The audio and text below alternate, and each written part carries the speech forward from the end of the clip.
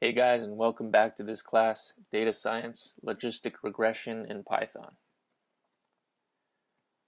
Today we're going to talk about the history of neural networks and the architecture of the neuron, which is the inspiration for logistic regression. So neural networks have had a long history in the artificial intelligence field, dating back to the mid-1900s. The basic building block of the brain is a neuron, hence the term neural network, or in other words, a network of neurons. So take a look at this picture. Neurons transmit information to one another using electricity and chemical reactions, and so we can measure the voltage difference across the cell membrane. Neurons are what we call excitable, in that we can get a large voltage spike called an action potential that travels along the neuron, which then gets transmitted to other neurons. This is how neurons talk to each other. Each neuron has the same basic layout.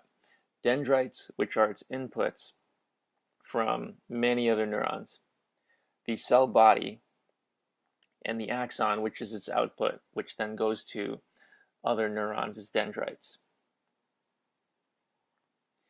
There are some pretty complex models of the neuron that involve systems of nonlinear differential equations, the first of which was the Hodgkin-Huxley model. As you can see, it's an electric circuit model, and in fact, there are some models of the neuron that treat it like a wire. So you could use your electrical engineering skills to solve for the parameters of a neuron. This is another simpler model called the Fitzhugh-Nagumo model.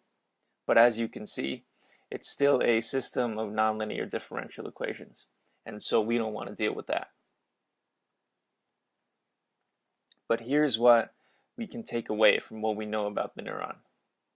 So analogy number one.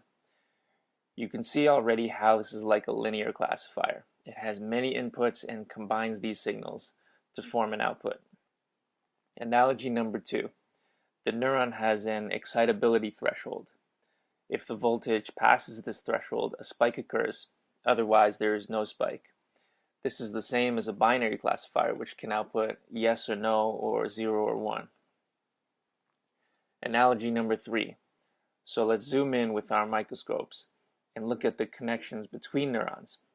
One neuron's axon transmits a signal to another neuron's dendrite. This point of connection is called a synapse. A signal at this synapse can be excitatory or inhibitory, i.e., it can add to or subtract from the signal. Subtracting from the signal will cause a decrease in the total signal, making it less likely for an action potential to occur. These are like having a negative weight in logistic regression. So now it's easy to see why scientists were so excited about this model. One might ask, if we combined a bunch of these neurons together, could we build an intelligent, thinking brain inside a computer? Could we build a consciousness?